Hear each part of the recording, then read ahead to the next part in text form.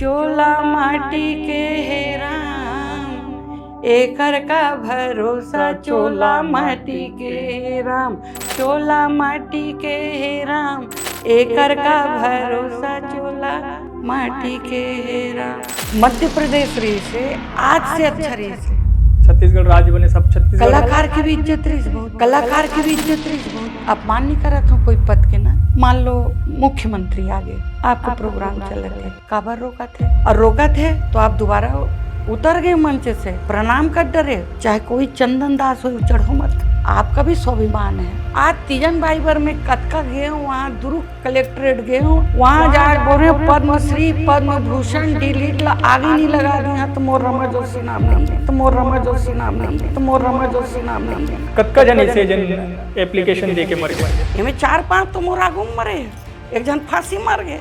आवेदन रहे पड़े रहे वहाँ उप मुख्यमंत्री लिख के दे आओ।